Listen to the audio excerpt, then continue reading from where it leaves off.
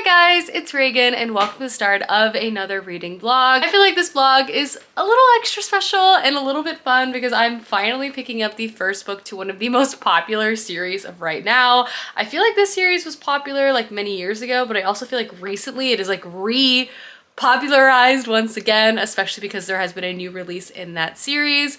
That's right, folks. I'm finally gonna be checking out the Red Rising series by Piers Brown. That's right, I'm finally gonna be picking up this very beloved book. I've been aware of the Red Rising series ever since book 1 has come out, and I think we're at book 6 at this point. It's also interesting about this hybrid fantasy sci-fi series is that I feel like it's rather polarizing. People are either all in. I have friends, I have reviewers that I trust deeply that love this series so much, and I have other friends that have read this and are like, nah, it wasn't for me. And I'm just curious where I'm going to land.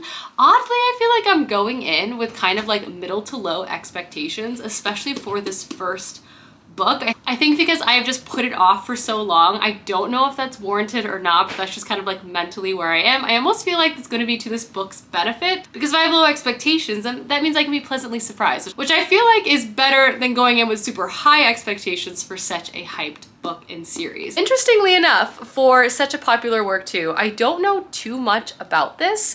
I know it's intense, I know it's violent, I know it's set, I think, on another planet. I know it's about like a caste system with the lowest castes of people, I think, being called the Reds, and there's some type of rebellion. I've heard a lot of comparisons to the Hunger Games and other very popular works. I'm just really curious to see what I think for myself. So yeah, welcome to the surprise Red Rising reading vlog. I'm finally getting to this book after so many years, and at the very least, I'm excited to see what in the world I think about this.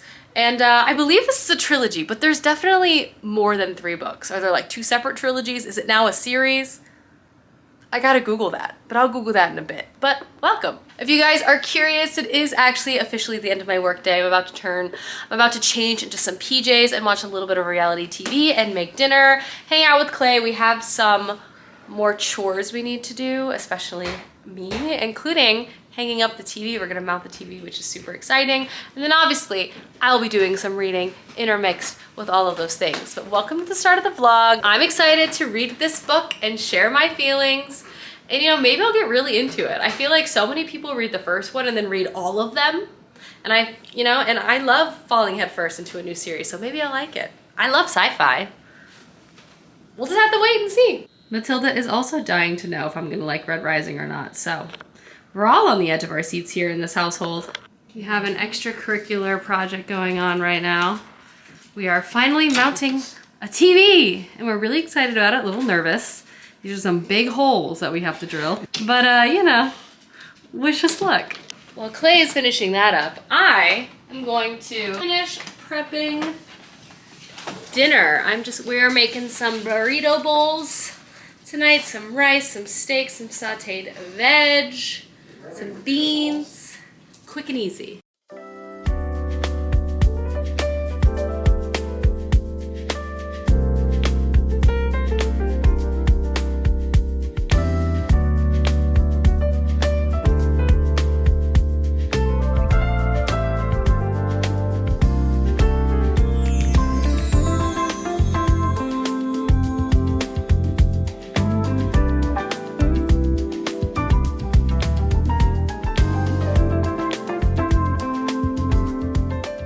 Sauteed veg are done.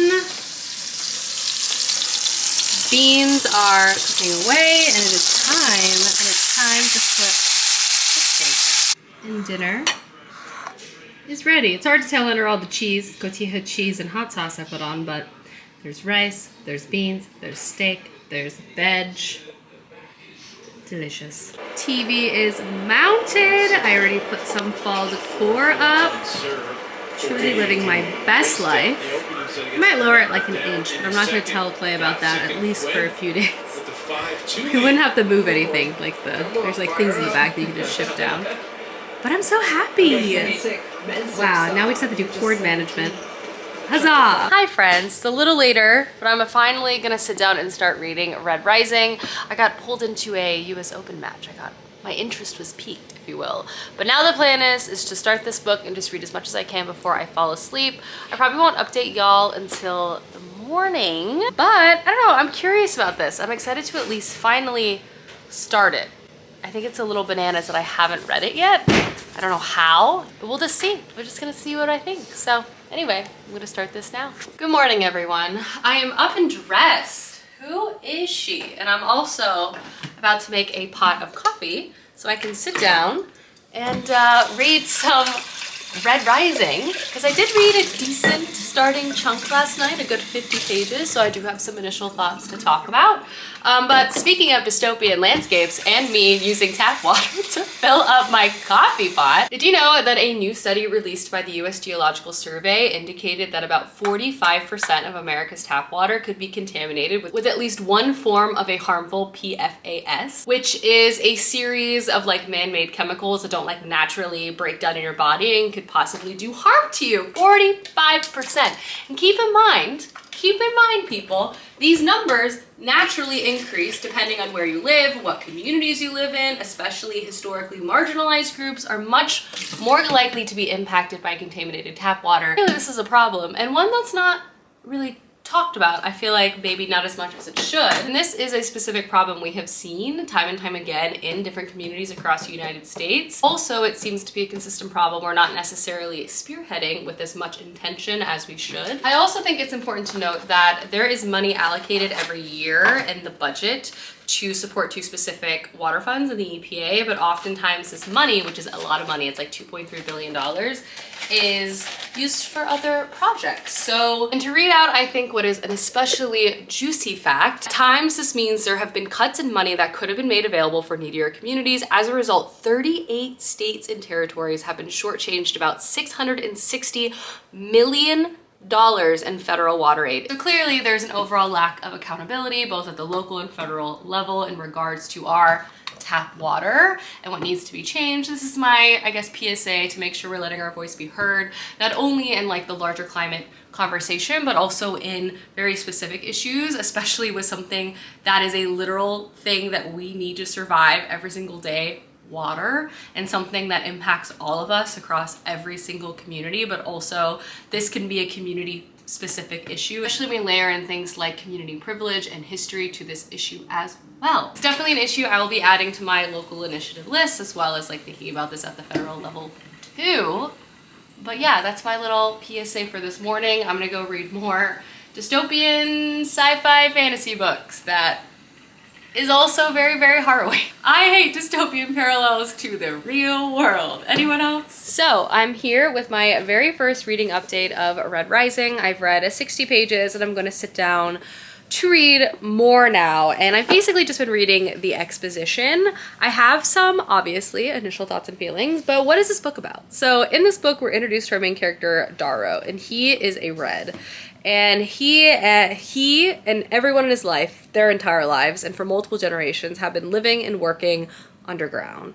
They are told that they're basically like pioneers. They live on Mars, and they've been sent there by humanity to basically drill and get this material to use to help prepare the planet for everyone else to come and live there. And when they come, the Reds will be like lifted up. They will be considered like the saviors because they have been working blood, sweat, and tears for so many years, for so many generations in such dangerous conditions to like mine this raw material. This book is set in kind of a futuristic, dystopian, sci-fi fantasy world that is very stratified. There's a very strong hierarchy based off of color, and these colors assign you like a specific job. At the very top of this hierarchy, there are golds and silvers, which are basically like aristocrats or like kings. They don't really have jobs, or some of them might, but they're just rich, beautiful, they can do whatever they want. They have the best of everything. Below them are coppers, and there are a lot of colors, and I'm sure I'll be forgetting some, but there are coppers who work in the bureaucracy. There are greens who work in technology and like advancement. There are yellows who work in medicine. There are purples who work in the arts. There are pinks who work in like entertainment and like brothels, basically. There are whites who are like spiritual leaders. There are grays who are like the soldiers and the enforcers. And I'm sure there are a few other colors I've missed here, but there are also the Reds, who are like the lowest on the totem pole, who do all of the unseen labor. They're treated in such a particular way, and like society is stratified. They're told because they're just people who are stronger, who are able to handle this labor, and then there are colors who are just weaker, and like they have other jobs that are important, this type of thing. So again, we've been introduced to our main character, Darrow. The Reds in his community live a very difficult life. Their labor is incredibly dangerous. They basically all have to fulfill this quota to be able to even get just a measly amount of food. A lot of the structure of their society is based on deception and also like this cog in a machine type of thing. Obviously, the society is very, very corrupt, but they limit information and all of this stuff to kind of keep people in line. They also utilize things like inter-community strife to prevent them from looking at like the people who have a lot more power keeping them in this sort of situation. So they just focus on their enemies like within their own community, which is also happening in Darrow's community. Darrow himself is a very talented digger. He's an important person in his community, but he's not really looking at rebellion, wanting to rebel. He just basically wants to do his job, love his wife, and like do the day-to-day. However, though, everything is sort of turned upside down at the beginning of this book, like honestly multiple times. First off, his wife, who he loves and is definitely painted as the martyr and sort of the symbol of his like drive, if you will, tries to speak to him about like a larger dream and how they're made for more than this, and that this land is theirs, and she wants freedom for not only them but their children, and Darrow doesn't really understand.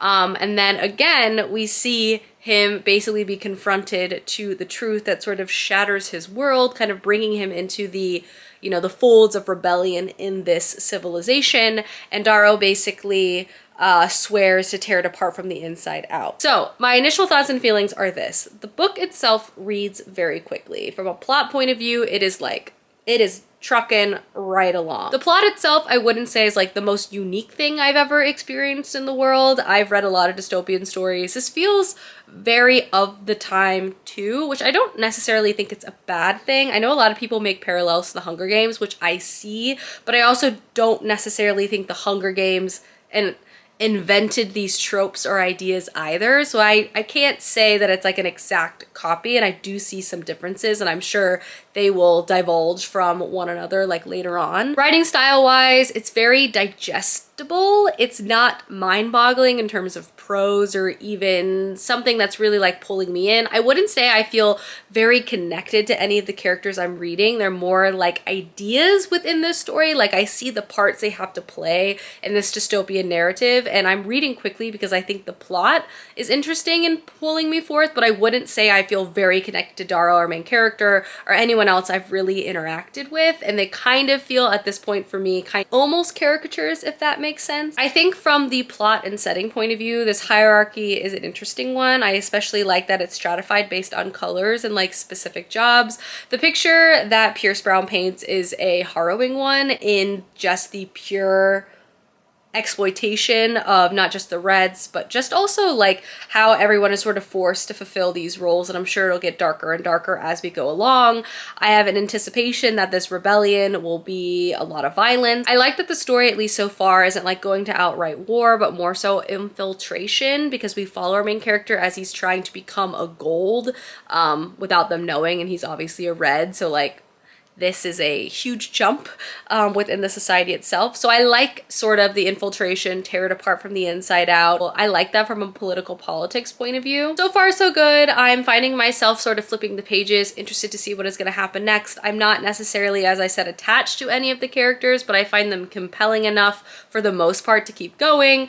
The main character too, I would say, has some classic trappings of just being like a dude point of view, and that coupled with some female characters not necessarily being the most robust or dynamic so far is, you know, it is what it is, but I'm not necessarily surprised. But I also think because none of the characters feel very whole to me, like it's something I can kind of see past because everyone sort of doesn't feel like fully filled in, you know? But yeah, I'm gonna keep going. I'm hoping I'm like shocked and surprised by the plot. I feel like my experience of this is going to live and die by how like fast the plot reads to me, because I don't think I'm going to be like in love with the writing style or necessarily the characters at this point with book one. So I also feel like there's time for characters to like grow on you. You know what I mean? Anyway, this was a very long ramble. I've been talking enough about the first 60 pages of Red Rising, but we have started.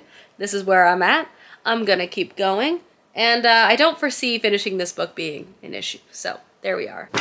I've officially read to page 100. Some reveals have been happening. I can still definitely say I am intrigued by the plot and like I'm curious to see where this book is going. And I'm also curious to see how far Pierce Brown is gonna take it. I feel like people always talk about this series like, oh my God, like it shocks them left and right. So obviously this is the first book, so there's a lot of other books to explore. So that is kind of part of the series I'm most excited to encounter. It's been a minute since I have treated myself to a pickup lunch. I'm having a hard time with this box, but we tried out this, we're eating at this place that's so good. They specialize in sandwiches and soups and bread. Oh, anyway, I'm gonna eat this soup, I'm gonna watch some Big Brother, eat all of Clay's chips, and then get back to my book. Having the forbidden afternoon coffee. But I'm gonna sit down and read more Red Rising right now. Hi guys, we are here with the reading update. Sorry, you're a little crooked, let me fix you. Because I've read 30% of Red Rising, and I can definitely say this book reads quickly, and I feel like we're shifting in a new arena that's going to interest me even more. Obviously, I would say the beginning of this book is definitely exposition. Obviously, that's how stories go. I will say I feel like the pacing of that exposition was pretty fast. It did its job in terms of relaying me the information and telling me what I should care about, in particular, setting up our main character and giving us his like reason for making all the decisions he's going to be making throughout the rest of the series. Basically the person that he's going to be doing it all for in terms of getting his revenge. So the author needed to quickly sort of paint that picture, give us a backstory, give us a setting, our character before he is changed forever. And as we watch him kind of process this trauma and also like work through everything that he's going to work through politically throughout the rest of the series. I would say that aspect of the book felt a little quick. And I also felt like I could see right through like exactly what the author was doing. Does it make it less interesting? Like I do think the origin story is interesting, but nobody felt super real to me, as I've mentioned quite a few times. That being said, now that we've pivoted past that, we're kind of in the next chapter of our main character's, Darrow's, life in terms of like the next evolution of himself. I do feel both by the characters that he's surrounded by and also even himself feel a little more fleshed out. As a character, he's basically being transformed physically into a gold. Like his whole body had to be remade. He has a whole new face, a whole new aesthetic, everything. He's been training to basically enter into this academy to become hopefully like a very powerfully appointed gold. So then the rebellion can use him, you know, get the information from him and also just have someone in a very powerful position. Our main character Darrow is willing to do this because he doesn't even feel like he has a life worth living anymore. So like he might as well give it all over to the rebellion because he would rather be dead anyway. That's kind of, you know, the perspective that he has. It kind of definitely, when I read The Will of the Many a couple months ago, which I really like. Some people mentioned how it reminded them of Red Rising, and I did not understand why, again, because I didn't know much about Red Rising. But now reading this book, I can kind of see why. We have someone who wants to destroy the Empire, an outsider plucked and put into a very dangerous school situation. This book also has a lot of influence from ancient Rome, both in the hierarchy and structure, and also like the mythos, like the gods that are often referenced a lot. I can see how those parallels are made. It does look like we're going to be pivoting more to a military school setting, which I'm curious by. And I do like that we again are kind of taking the rebellion more from an espionage point of view, an information feeding point of view, in terms of preparing this world to be overthrown. I don't know. It's not a perfect book, but it is an engaging book, and I find myself reading it quickly. I do plan to read more, but I have work I actually need to do, and I can't read more for right now, but I'll read more later tonight. Clay and I do have a date night though. Heyo! So I do have to like get ready for that and go out for that, which should be fun. But in the meantime, work. and then I'll read more Red Rising before I leave. Matilda being very cozy this evening. Also very into The Ultimatum Season 2. If there's anything I love, it's a train wreck reality dating relationship TV show. Matilda is also a huge fan. All right, we're about to head out to dinner, but I thought I would do a fit check, which we had to back up really far because it's horizontal video. This is what I'm wearing. Very casual, simple outfit. We're going to a local favorite spot. This is Clay. And we're off. And then we're coming back and watching more of The Ultimatum Season 2.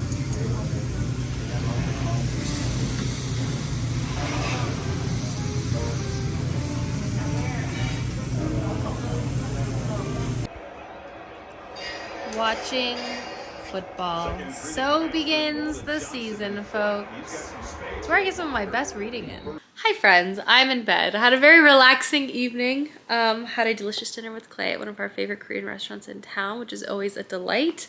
But now it's time to get back to business and read more Red Rising. Things are definitely getting a bit, well, honestly, this book has been intense since page 1, but we're shifting gears in terms of a new plot element is being introduced, and that is our main character is now being thrown into the lion's den and is beginning his farce, pretending to be a ghoul to extract information. So that should be rather interesting. And I'm also curious to just learn more about this world and society. An aspect of our main character too is that he grew up in basically complete and total isolation underground with his community while completely mistreated. He was only really predominantly surrounded by other Reds, and now he's thrust in a society where he's now, for the most part, has some type of interaction with all the other colors in the hierarchy, and he's also learning that there's like different ways to be downtrodden as well, which is also like a part of this book too. So anyway, gonna get reading. Good morning, everyone. I'm standing in Matilda's dog bed, but I'm up and at 'em. I'm actually about to go on a walk to a coffee shop with a friend to do some reading, hence my attire. I actually bought this shirt in Ireland. I liked the decal, and now it's a perfect oversized walking shirt as well, and obviously wearing my hat, and away we go. We can be flexible. I'm excited. I haven't been here in a while.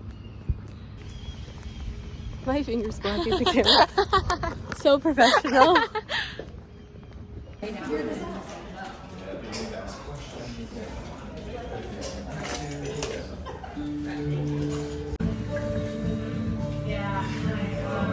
Hi friends, I am back home from my coffee date this morning with my friend. It was so fun. The walk was nice. The coffee was delicious. Did I get any reading in? Basically no, I read all of 10 pages, but I'm home, I have showered, and I'm now going to really get serious about reading more Red Rising today, or right now. My hope is to be well past the 200 page mark by the end of today, so that is what we're going to be focused on. Obviously, as I mentioned, the plot has kind of shifted into the next phase. We're in a gold military training school, so we'll just see how that goes. This also has an interesting mix, as I mentioned. Like there's also a lot more Roman mythology as being part of this book than I thought. And it appears that there might be magic, like gods and magic, but they sort of just kind of appeared. So I'm still trying to figure out exactly what that means in regards to how it all works within this world. But anyway, I'm gonna sit down and read now, and I will keep you guys updated. Hello, I have passed the 200 page mark of Red Rising, so I thought I would do a bit of an update.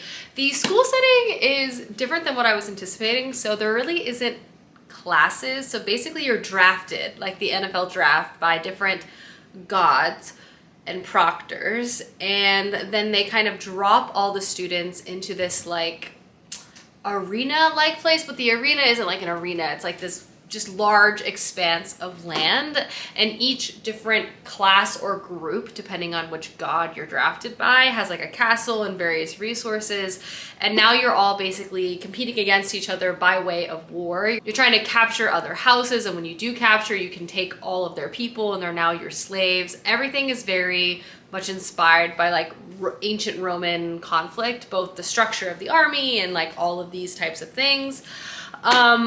And in some ways it does give Hunger Game vibes in aspects. Like there are med bots that come down to like heal students when they get like injured really badly, and there's resources and stuff kind of scattered across the land for people to find too. So that is an element of it, but for the most part it reminds me more of like an ancient Roman military simulation. Plot-wise, it's still reading fast. I do find the dialogue to be a little peculiar, and I also would say some of the writing to describe the strategy is a little choppy and like kind of hard to follow. Like it's hard to follow not because the concept is necessarily difficult, but perhaps how it's described feels like a little convoluted for me.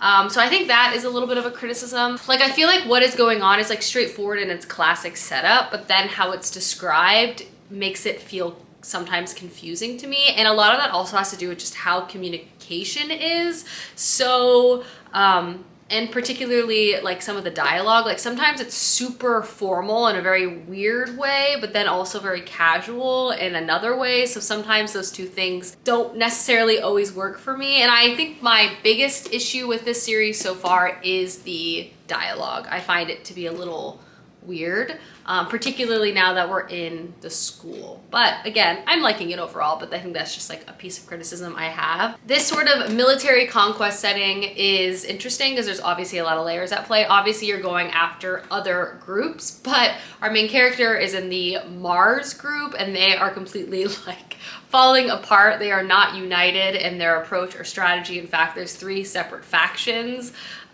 existing at once, meaning their resources are completely like separated. This book, I will also say, is rather violent. Sometimes to me it makes sense, sometimes a little nonsensical and like a little triggering, but overall like I can kind of see what Pierce Brown is trying to do. I mean, it makes sense that these people would be awful given that they exist at the top of society and don't mind treating anyone below them like absolute trash. So obviously given the opportunity, they would also treat each other like trash. I do hope that some of the strategic elements of this book become a little clearer, just because I think it is the most interesting part in line with the plot, like thinking about the military strategy and how people are going to gain advantage on one another. But sometimes I feel like things are just kind of like popping up, quickly explained, then we're moving on to like a new thing.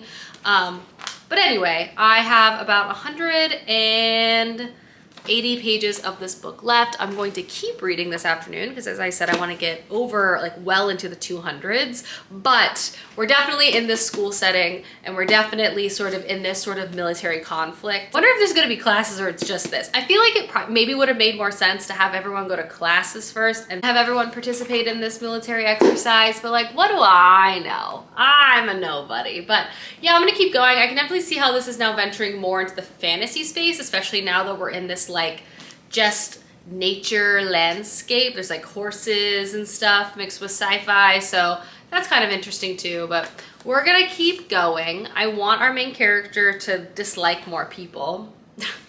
I will also say this book is very bro. Like a lot of the characters are young men, which sure, but there are young female characters, and I just feel like all the young men in this book are like trash, and they're all acting like trash, and they're treating everyone like trash, which like maybe is realistic, but also technically doesn't have to be this way either. So anyway, maybe it's just the men of Mars, I don't know. Back on it, fully fall vibes in here. Faux fireplace is on, and I'm going to do a bit of a reading sprint right now of this book. Making excellent progress. Hello everyone, I've been sitting here reading. Clay is playing his MLB The Show game. I have passed page 300 of this book, and I'm kind of 2 minds of this story so far. I think the military plotline is interesting. I think the military strategy and seeing our main character have to figure out ways to take on his enemies and confront them in various fashions in the field and the, you know, closed keeps is pretty interesting and cool. And I think the pacing of the conflict between all of these different groups is interesting. There's also clearly other politics at play in terms of the proctors who are supposed to be running this game and like working with the students. I still find elements of the politics, like the structure of this world, like a little murky. So I would be interested to learn more about how that works, but I think that might be more to do with the fact that like even our main character doesn't fully understand because he's lived in isolation for so long. But that's how I feel about that. And it's definitely heating up, and I'm sure like the conflict itself is going to escalate, and a lot of the violence that's in this book is supposed to like mirror how screwed up society is, which is true. But then there are also elements that I'm still not sure if I'm 100% sold on. First, like the characterization. I find our main character to be kind of boring. He's supposed to be like chosen one main character with like a really complex moral compass. Obviously he's out for revenge, these types of things. And I almost wish he was like worse, but I feel like the author really wants to make him like perfect or likable and like all of these things, but that kind of makes him very vanilla to me. Also, I'm not necessarily reading him as faultless as I think I'm supposed to be, because I find aspects of his personality a little bothersome. I also find that there's a lot of violence in this book, particularly violence, like female violence, like violence done to women, and it's done in a way that's like, I don't know, a little annoying, like either to represent how people are so good or how people are so bad.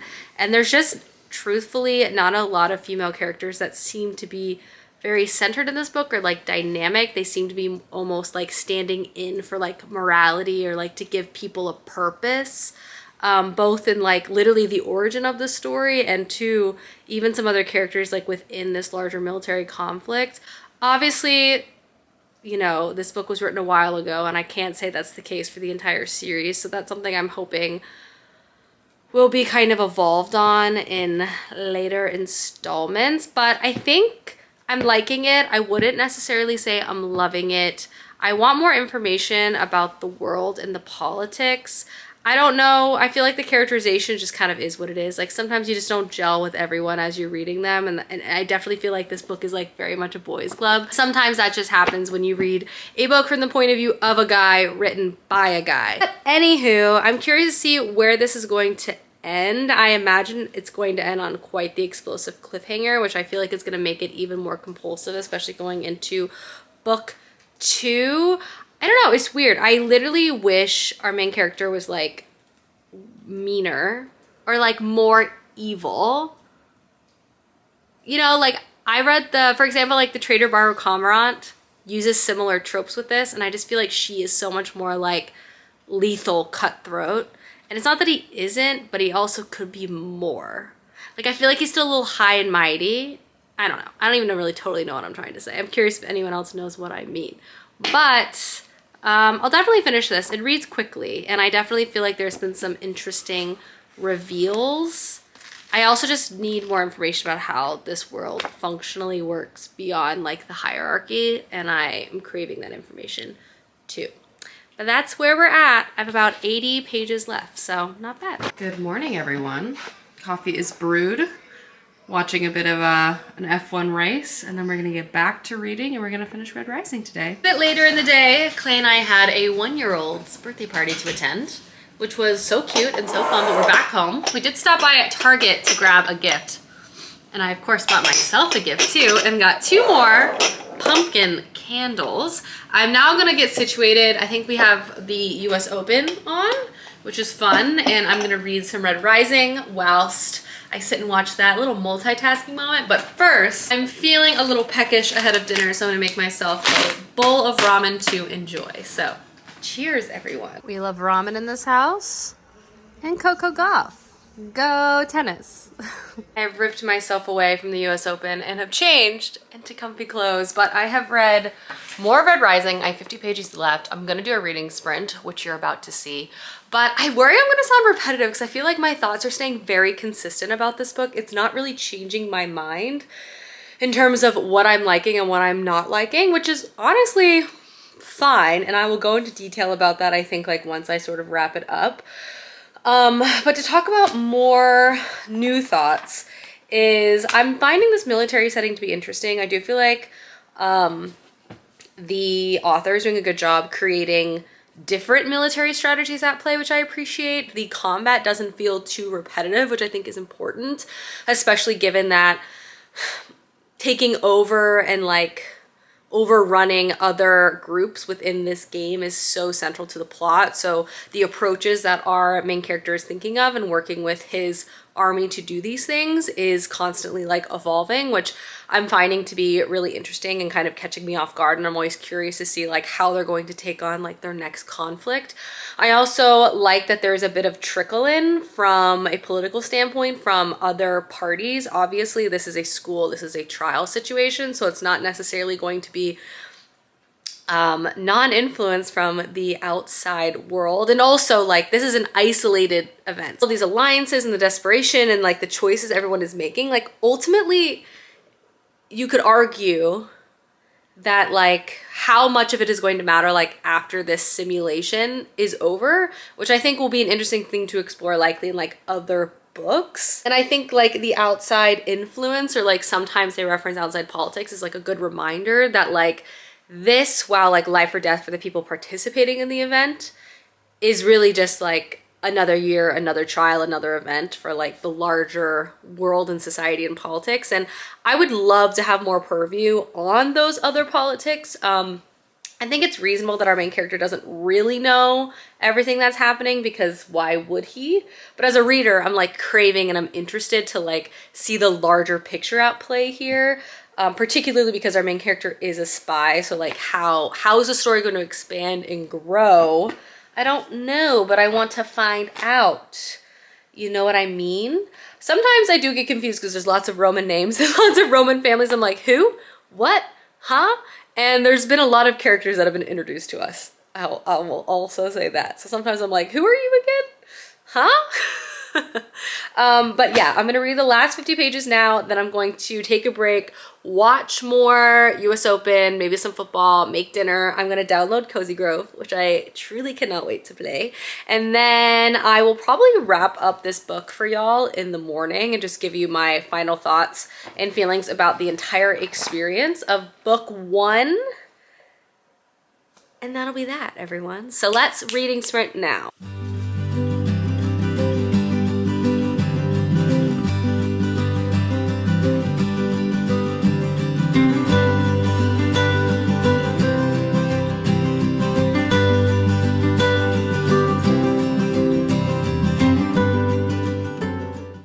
Cozy Grove is literally so cute.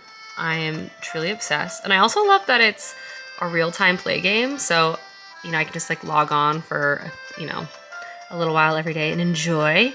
I still have a lot to do. I've only just started, but it was on sale. So I decided to give it a go, you know? Dinner is ready. We have some chicken, we have some roasted sweet potatoes and broccoli, and of course, some Trader Joe's mac and cheese because, duh, necessary.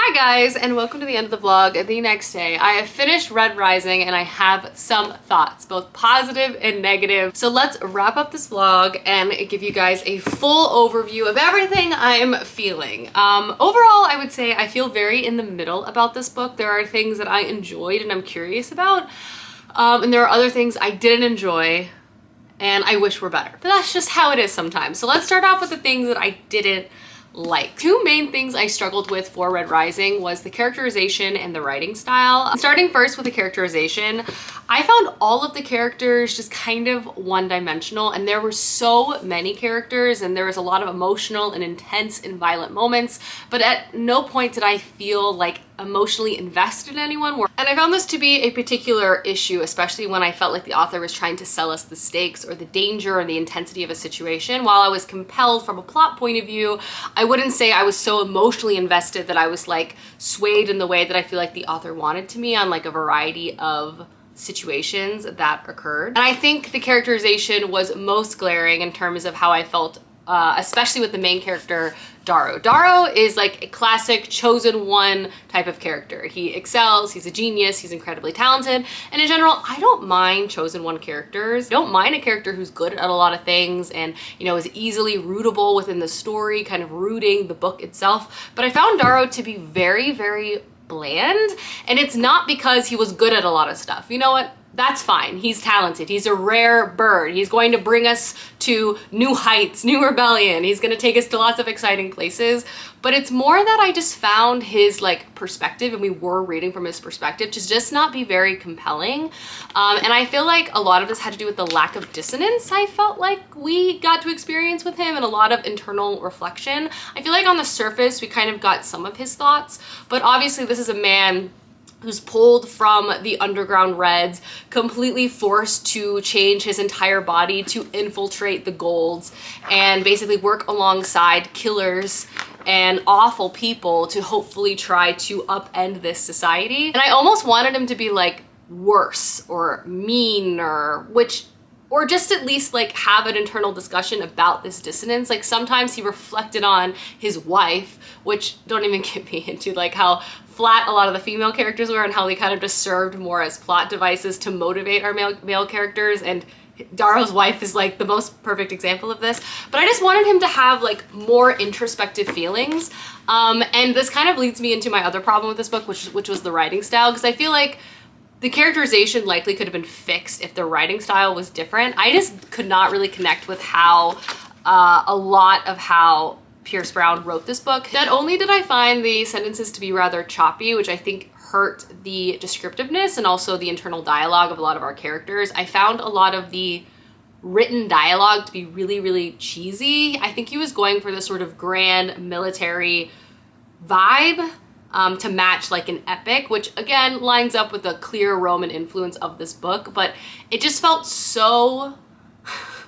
For me, it just landed more cheesy, if I'm being honest. And a lot of the words that he used throughout the book were rather repetitive. Like there was a few key phrases that were consistently used that again, like would kind of pull me out, because I'm like, sometimes it just felt a little overused, if you know what I mean. And I think the writing style too hurt the characterization, because if we had more introspective moments, more free-flowing internal dialogue, if you will, I think it would help flesh out particularly our main character Darrow. He would feel more real and whole, at least to me. So those are things I didn't like. I struggled with the characterization and the writing style. I wasn't really compelled by any aspects of that.